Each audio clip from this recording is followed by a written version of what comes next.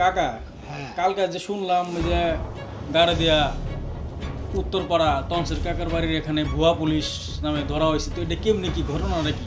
ঘটনাটা হলো আমি বাইরা কলেজের ওখানে ছিলাম, তখন আমার একটা ফোন আসে যে আকাশ তুমি কোথায় আছো। তখন আমি বললাম যে আমি তো আছি বাইরা কলেজের ওখানে। তো বললো যে কি হয়েছে, আমি বললাম কি হয়েছে, তখন বললো যে এরকম একটা ভুয়া পুলিশ ধরা হয়েছে, কিছু কিছু পোলাবানের কাছে থেকে মোবাইলে এই আছে মোটর সাইকেলের থেকে টাকা নিতেছে।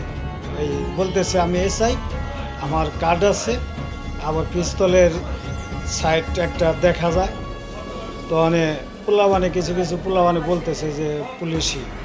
তখন ওরা গো কাছে থেকে টাকা লইছে, টাকা নেওয়ার পরে এরপরে আবার ফিরে কিছু পোলাবান বলছে যে আমি এটা তো পুলিশ এইভাবে তো হয় না, কারণ ওর সাথে দুইজন ছিল, একজন ওই ওই সব ভাব দেখে একজন ভাইয়া গেছে আর একজন ওই ওরে ধরছে। পরে বললো যে তুই তো এসআই, তাহলে কোন জায়গা কার্ডটা দেখা।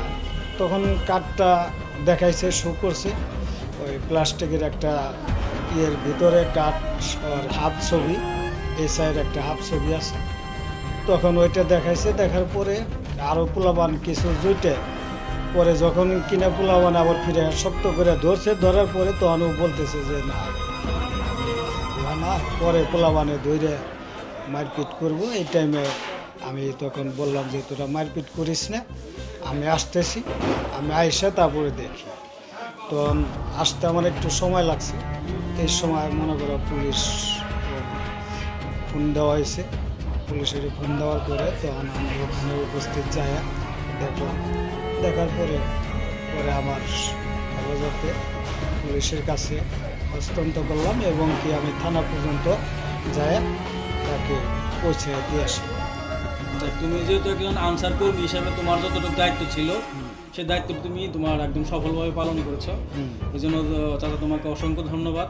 আমরা আশা করি এরকম যারা গ্রাম পর্যায়ে যারা আনসার বাহিনীর সদস্য যারা আছে তারা যদি এইভাবে যদি এই আইন শৃঙ্খলা বাহিনীদের সহযোগিতা করে তাহলে কিন্তু অনেকাংশে অপরাধ কমে যাবে।